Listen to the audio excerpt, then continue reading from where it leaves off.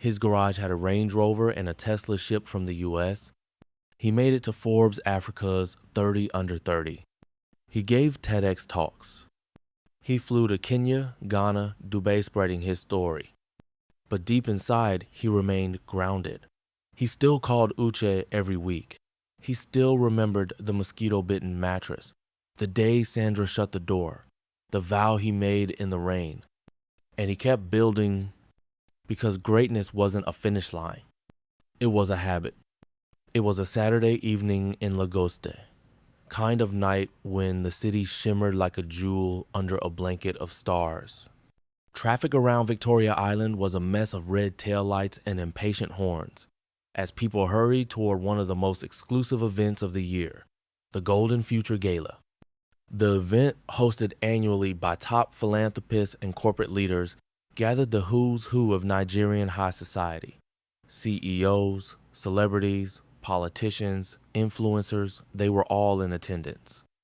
And so was Chuka Okonkwo. Now 37, dressed in a custom black tuxedo stitched in Milan, Chuka stepped out of a midnight blue Rolls-Royce Ghost. The cameras exploded in flashes as he appeared on the red carpet. His name had become synonymous with transformation, resilience, and brilliance. From broke techie to billionaire founder. That was the headline everyone loved to tell. But tonight, he wasn't here for publicity. He was here because Work Connect had just partnered with a major Pan-African initiative, and he was one of the key speakers. What he didn't know, what no one could have predicted, was that fate had one more surprise in store.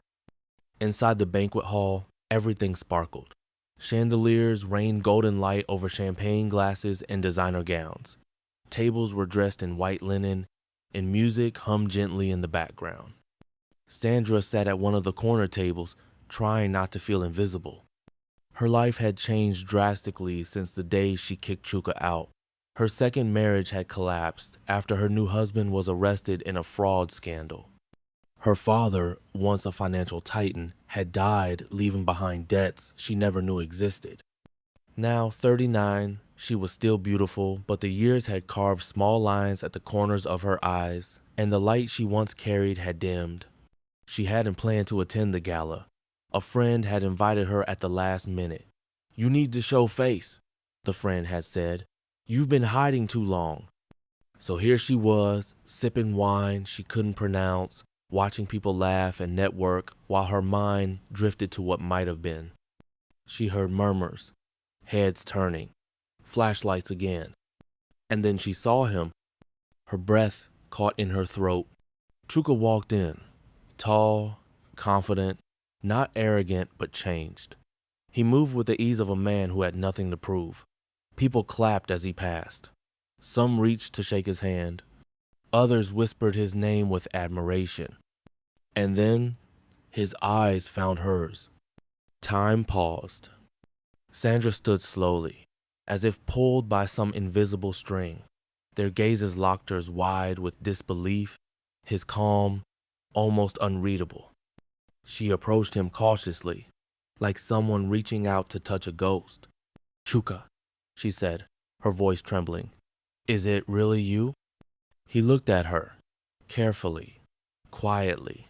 He had imagined this moment before, but in his mind, it had always been dramatic, maybe even angry. But now, standing in front of her, he felt nothing. Not hate, not love, just closure. "Sandra," he said simply. She smiled weakly. "You look amazing." "Thank you," he replied. No arrogance, no sarcasm, just dignity. I've heard about what you've built," she stammered. "Work Connect, the interviews, the awards. I'm proud of you." He nodded. "Thank you." A long silence passed between them. Around them, the gala carried on music, laughter, clinking glasses. But in that bubble, it was just the two of them. "I know I don't deserve to ask," she said finally. "But could we maybe talk sometime? Just catch up." Chuka smiled kindly, but firmly. "I learned a lot from you, Sandra," he said. "Really?" she asked, surprised. Yes, he replied. You taught me the most important lesson of my life. She leaned in slightly. What's that? He paused, then said gently, never build your life around someone who can't see your value when you're at your lowest. Her smile faltered. I'm not angry at you, Chuka continued. You did what you thought was best, but I had to lose you to find me. She said nothing. Chuka looked at his watch. Well, he said with a small nod, I need to prepare for my speech. Sandra stood there, unable to move as he walked away. He didn't look back. Later that night, Chuka stood at the podium. Lights dimmed, the room hushed. He spoke about his journey from being homeless to hiring over 1,000 artisans, from living off handouts to sponsoring tech scholarships across Africa. But then he paused. And above all, he said, I want to dedicate this moment to the person who pushed me out of comfort. The person who broke me so badly, I had no choice but to rebuild stronger. Sometimes rejection is a gift. If someone told you that your pain would one day become your power, believe them. The room erupted in applause. From the corner, Sandra wiped a tear. She wasn't sure if it was guilt, grief, or just a realization that she had lost a man far greater than she ever imagined. It had been 3 months since the Gala night Chuka saw Sandra again, spoke his truth, and walked away with his peace intact. For the first time in years, Chuka felt light. Not because he was rich, not even because he had become famous, but because he no longer carried the need to prove anything to anyone. That night had sealed it. He was finally free. Success had made Chuka powerful, but pain had made him wise. Instead of chasing headlines, he started chasing impact. He launched the Work Connect Foundation, a nonprofit arm that trained young artisans in underdeveloped communities. He built training centers in Kaduna, Owerri, and Makurdi. He funded scholarships for children whose parents work with their hands.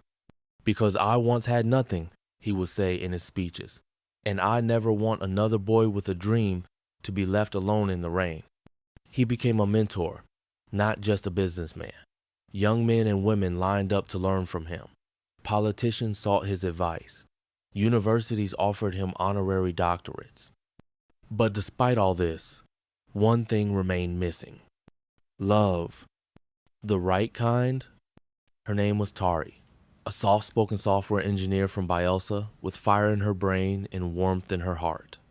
They met at a tech conference in Nairobi where she was speaking about cybersecurity. Unlike others, she didn't fawn over him. She didn't ask about his bank balance. In fact, during their first conversation, she jokingly asked, "So you're the guy people think is Nigeria's Elon Musk?" He laughed harder than he had in years. They talked about everything: books, God, grief, betrayal. When he told her about Sandra, she didn't flinch. She just said, sometimes broken roads lead to beautiful destinations.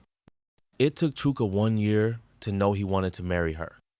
Not because she completed him, but because she respected him. And when they did marry, it was nothing grand.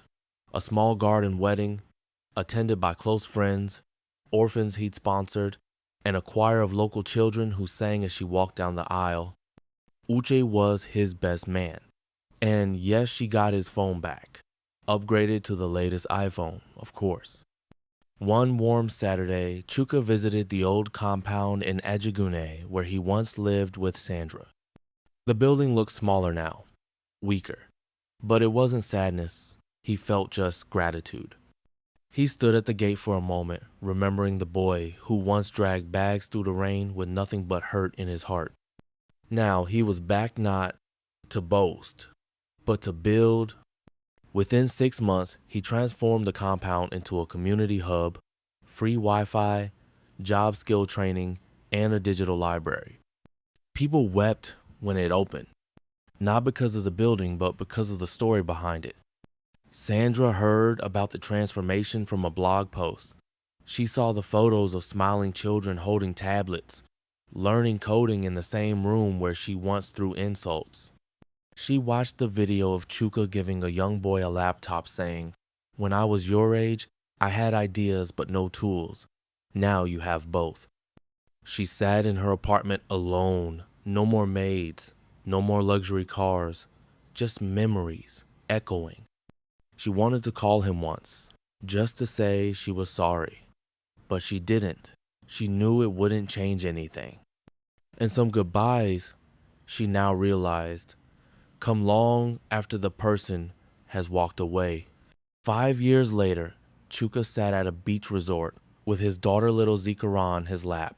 She was 6, with his eyes and Tari's stubborn chin. "Daddy, did you ever cry?" she asked, while building sand castles. Chuka smiled. "Many times." "But why? You're so strong." He looked out at the water. Because strength doesn't mean not crying.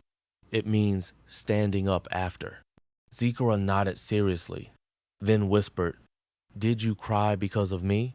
He kissed her forehead. "Number I cried until you." Chuka Okonkwo's life became a symbol not just of riches gained, but of dignity reclaimed. He wasn't rich because he owned cars or companies. He was rich because he had scars that turned into strength. Because he turned heartbreak into healing. Because when the world said, "You're nothing," he chose to say, "I'll show you everything."